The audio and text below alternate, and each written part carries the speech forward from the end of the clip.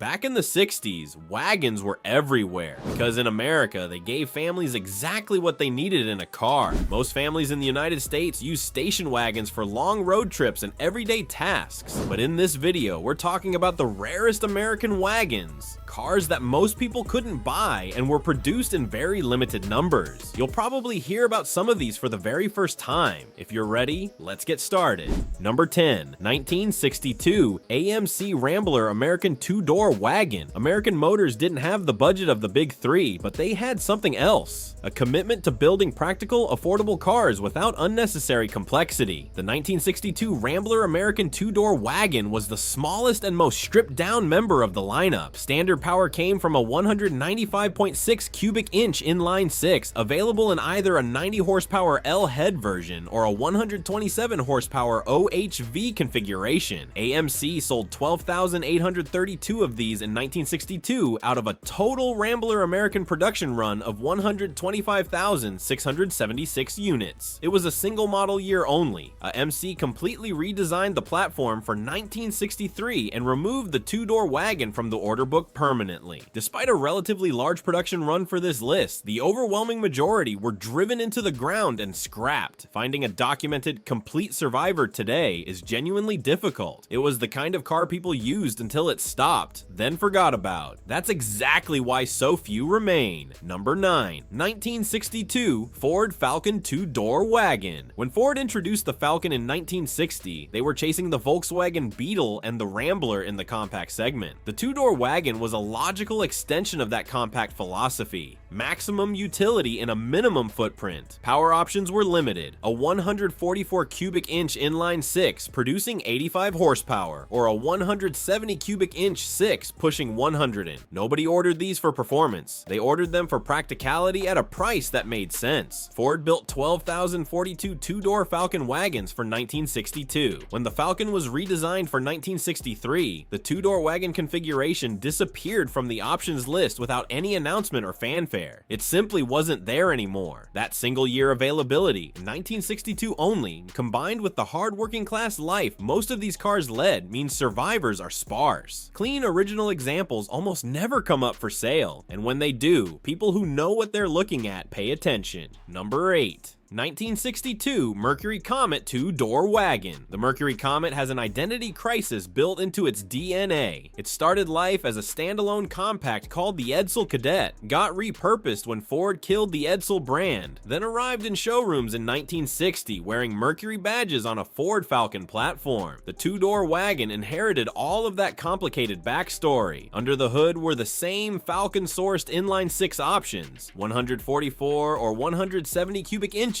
85 to 101 horsepower. Ford built 4,199 Comet two-door wagons for 1962. Like the Falcon version, the Comet's redesign for 1963 permanently eliminated the two-door wagon body style. The Comet had a smaller total production volume than the Falcon, and the wagon slice was proportionally tiny. Today, the Comet two-door wagon sits in an unusual position. Even dedicated Comet enthusiasts rarely know it existed, and the handful of survivors tend to surface at estate sales and barn finds rather than at major auctions. Its Edsel ancestry gives it a story that goes well beyond its modest specifications. Number 7, 1961 Plymouth two-door wagon. The 1961 Plymouth is one of the most polarizing designs in American automotive history. Chief stylist Virgil Exner pushed the forward look philosophy to its absolute limit that year. Enormous fins, a sharply angled rear deck, and a front end that divided opinion the moment it hit showrooms. The two-door wagon was the rarest body style in this controversial lineup. Buyers could spec a 225 cubic inch slant six or step up to the 318 cubic inch V8, which represented a sensible choice given the car's otherwise sharp character. Plymouth built only 2,381 two-door wagons for 1961. Dealer feedback was harsh, and by 1962, Plymouth had completely overhauled its design language and dropped the two-door wagon from the catalog. Customers at the time didn't particularly want them. Collectors today look at the 1961 Plymouth's aggressive design with entirely different eyes, as a time capsule of a styling era that lasted exactly one model year before corporate pressure forced a course correction. Number 6. 1962 Chevrolet Corvair Monza station wagon. The Corvair wagon started life in 1961 as the Lakewood, a four-door station wagon built on Chevrolet's rear-engined, air-cooled compact platform. For 1962, the Lakewood name was dropped and the wagon moved into the upscale Monza 900 series. It gained bucket seats, carpeting, and improved interior trim. The 145 cubic inch horizontally opposed 6 produced 80 horsepower in base form, rising to 102 with the Super Turbo Air option. Then, partway through the 1962 model year, Chevrolet pulled the plug. Production of the Corvair wagon ended in January 1962 to clear assembly capacity for the new Monza convertible. By that point, only 2,362 Monza wagons had been completed, on top of 3,716 base level 700 series wagons built in 1961 and early 1962. Total Corvair wagon production across both years reached 32,120, but the Monza 900 version was built for barely 2 months of the 1962 model year. The air-cooled rear engine gave it genuine front and rear cargo storage simultaneously, something no other American wagon could claim at the time. Number 5. 1961 Studebaker Lark 2-door wagon. By 1961, Studebaker was fighting a quiet battle for survival. The Lark Compact had bought the company some breathing room, but the margins were thin and every model decision had to justify itself. The 2-door wagon was the Lark lineup's least prominent member, a practical hauler built with a 169.6 cubic inch inline 6 producing 112 horsepower in standard trim, or optionally the 259 cubic inch V8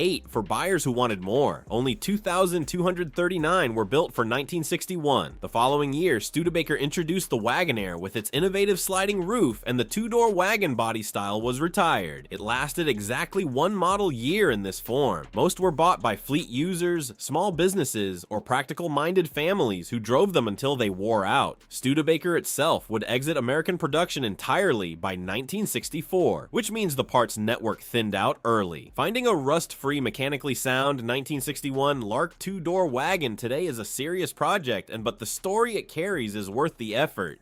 Number 4. 1963 Studebaker Wagonaire sliding roof. Designer Brooks Stevens had a simple idea. If a station wagon could open its roof over the rear cargo area, it could carry refrigerators, lumber, tall furniture, anything that wouldn't fit through a normal tailgate. Studebaker built it. The Wagonaire arrived for 1963 with a rear roof panel that slid forward on tracks, opening the back of the car to the sky. Standard power came from a 170 cubic inch inline 6 with 112 horsepower, but the Daytona trim offered the 289 cubic inch V8, and performance-minded buyers could order the R2 version with a Paxton SN 60 supercharger producing around 289 horsepower. Total 1963 Wagonaire production reached approximately 11,195 units, but only a fraction of those came with the functioning sliding roof, roughly 1,200. The roof's rubber seals had a persistent tendency to leak, a problem Studebaker tried but never fully solved. Movietone News bought 30 Wagonaires to use as mobile camera platforms for newsreel filming. Today, a Wagonaire with a fully operational sliding roof that actually seals properly is extraordinarily rare. Number 3. 1964 Chevrolet Chevelle 302-door wagon V8. The Chevelle arrived for 1964 as a completely new intermediate platform, and the 300 series represented its most basic expression. The 2-door wagon was available exclusively in this entry-level trim, not in the Malibu, not in the SS, only in the stripped-down 300, which meant anyone who wanted a 2-door Chevelle wagon had to order the bottom-of-the-range model. Engine choices ran from the standard 194 cubic inch inline 6 up to the 283 or 327 cubic inch V8 options. The factory recorded 1,101 2-door wagons built with V8 power in 1964. Externally, there was nothing to distinguish these cars from the most ordinary Chevelles on the road. Modest badging, simple trim, no performance signaling of any kind. That anonymity made them invisible to thieves and to collectors alike for decades. Today, a documented, numbers-matching 1964 Chevelle 300 2-door wagon with a V8 is worth considerably more than its unassuming appearance suggests, simply because almost nobody realized they should have been preserving them. Number 2. 1965 Chevrolet Chevelle 300 2-door wagon, L79 327. The L79 was the high-output version of the 327 cubic inch V8, 350 horsepower, solid lifters, high-flow heads, and aggressive cam profile that put it in the same conversation as the Corvette's power plant.